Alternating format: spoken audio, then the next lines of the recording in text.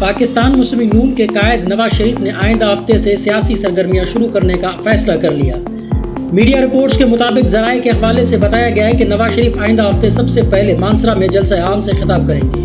ان کی دیگر سیاسی جماعتوں کے قائدین سے ملاقاتوں کا شیڈول بھی طے کیا جا رہا ہے۔ مسلم لیگ نون نے اہم اجلاس میں پارٹی قائد کے ملک کے 4 صوبوں کے دوروں کا فیصلہ بھی کیا ہے۔ نواز شریف 10 نومبر کے بعد ملک بھر میں دوروں کا آغاز کریں گے۔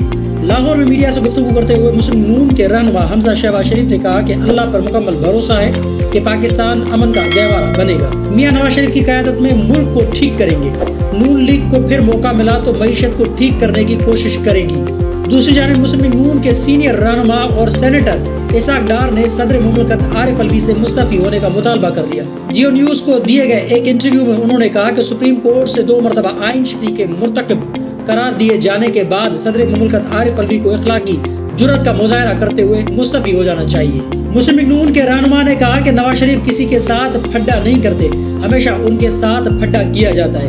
میاں نواز شریف عدالتی کارروائی کے بغیر الیکشن لڑنے کے اہل ہیں یا نہیں، اس کا جواب نو کمنٹ ہے۔ ایک سوال کے جواب میں انہوں نے کہا کہ پی ٹی آئی اور peoples party level playing field نہ ہونے کی بات کر کے صرف انتخابی کھیل کھیل رہی ہے۔ ایک سوال کے جواب میں جب ان سے پوچھا گیا کہ آصف زرداری کہتے ہیں کہ میں میاں نواز شریف کو وزیر اعظم نہیں بننے دوں گا، اس پر کیا کہیں گے؟ اس کے جواب میں اسحاق ڈار نے کہا کہ کسی کے خواہشات رکھنے کی کوئی قیمت نہیں ہوتی۔ اس سوال پر کہ نون لیگ لاڈلی بن چکی ہے اور پی ٹی آئی کے ساتھ برا سلوک کیا جا رہا ہے، اسحاق ڈار نے اس سوال کا جواب دیتے ہوئے کہا کہ اگر 9 مئی کا واقعہ نہ ہوتا تو آپ کی بات کو درست سمجھا جا سکتا تھا۔ مزید خبروں اور اپڈیٹ کے لیے جوت نیوز کو لائک کریں، سبسکرائب کریں اور کمنٹ سیکشن میں اپنی رائے کا اظہار ضرور کریں۔ اللہ